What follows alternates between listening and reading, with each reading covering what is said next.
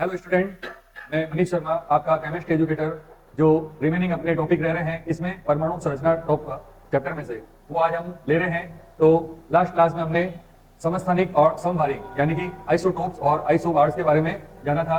आज हम नेक्स्ट उसके ले रहे हैं सम न्यूट्रॉनिक, या इसे इंग्लिश में आइसोटोन बोला जाता है। क्या बोला जाता है? आइसोटोन। तो जो नाम आ रहा है न्यूट्रॉन, तो इसीलिए इसका जो सफिक्स होता है वो भी टोन आ रहा है, आइसोटोन। ठीक है, तो क्या होता है इसका डेफिनेशन? वे दो या अधिक, कम से कम दो होने चाहिए या दो से ज्यादा होने चाहिए, क्योंकि जब कंपैरिजन होता है एक के अंदर कंपैरिजन नहीं हो सकता है, कम से कम दो में या उसके साथ में और ज्यादा भी हो सकते हैं, उनके साथ हम कंपैरिजन कर सकते हैं। ठीक है, तो दो या अधिक तत्व जिनके न्यूट्रॉनों की संख्या समान होती है उनको हम क्या कहते हैं? सम न्यूट्रॉनिक कहते हैं। ठीक है, जैसा नाम वैसे उसका न्यूट्रॉन जो उनमें क्या होंगे वो बराबर होंगे। जैसे हमने एग्जांपल लिया कार्बन, नाइट्रोजन, ऑक्सीजन, ये दो या दो से अधिक है अपने पास में तत्व, और इनका जो Z है परमाणु क्रमांक जो लिखा है कितना होता है? 6, 7 और 8। यानी कार्बन जो है आवर्त सारणी में 6 नंबर पर आता है, नाइट्रोजन है वो 7 नंबर पर आता है, और ऑक्सीजन जो वो 8 नंबर पर आता है। तो और हमने जो इसका कार्बन का समस्थानिक लिया है वो C14 लिया है, नाइट्रोजन का 15 लिया है, ऑक्सीजन का नॉर्मल लिया है। ठीक है, तो यहाँ पर इसका जब न्यूट्रॉन पता करेंगे तो ए जो होता है, ए द्रव्यमान संख्या, वो किस किस का योग होती है? प्रोटॉन और न्यूट्रॉन का योग होती है। ठीक है, और यहाँ पर जो है अगर यहाँ पे हमें पता करना है न्यूट्रॉन, तो क्या किया जाएगा? ए में से पी को घटाएंगे, पी को उधर ले जाएंगे, तो ये कितना है? 14 माइनस ये प्रोटॉन है 6। बोलो इसका उत्तर क्या आएगा? 8 आएगा इसका आंसर, ये 8 आ गया। यहाँ पर देखें 15 माइनस 7, बोलो कितना उत्तर आएगा? 8 आएगा। और यहाँ पर देखें कितना आंसर आएगा? 16 माइनस 8 कितना आएगा? तो यहाँ पर आपको देखने को मिल रहा है कि तीनों के जो न्यूट्रॉन है उनका इक्वल नंबर है, और वो कितना है? 8 है या 8 है। तो इसीलिए ये तीनों के तीनों कौन से सीरीज के अंदर आएंगे?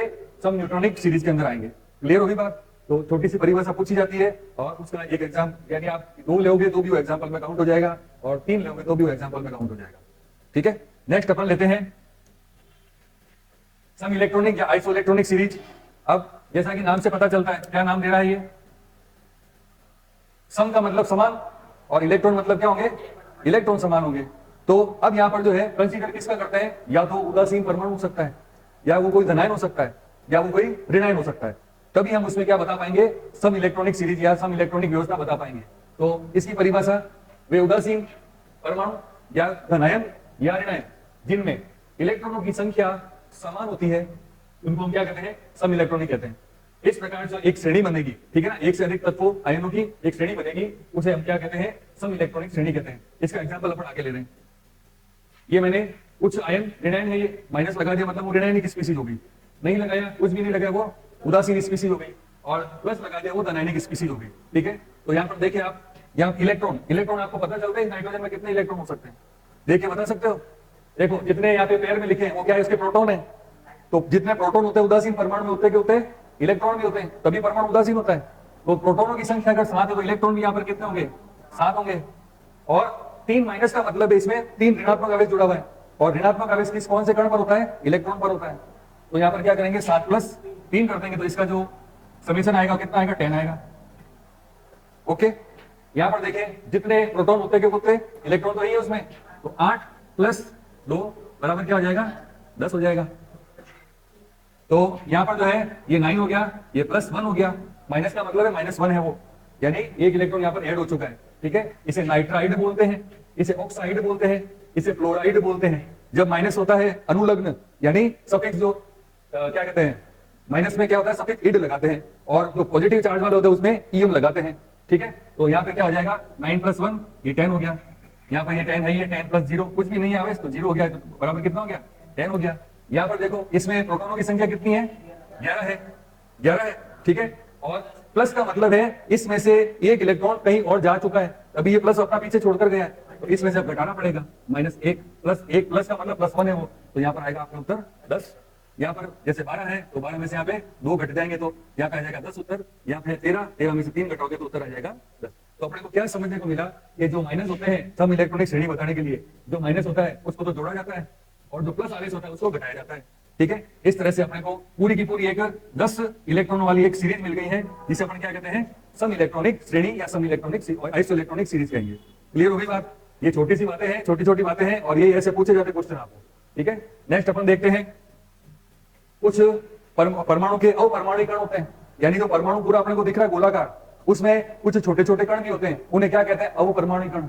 परिभाषा क्या? परमाणु की जिसको और विभाजित ना किया जा सके और छोटे भागों में तोड़ा ना जा सके, लेकिन तोड़ा तो नहीं जा सकता, लेकिन फिर भी उस परमाणु के नाभिक में और उसके चारों ओर वर्ताकार पथ जो होते हैं वहां पर कुछ छोटे छोटे और बारीक कण होते हैं जिन्हें क्या कहते हैं? अवपरमाणुकरण। ठीक है, वो कौन कौन से कण है? 3 प्रकार के मूलभूत कण होते हैं अवपरमाणुकरण जो होते हैं। कौन सा होता है? इलेक्ट्रॉन, प्रोटॉन और न्यूट्रॉन।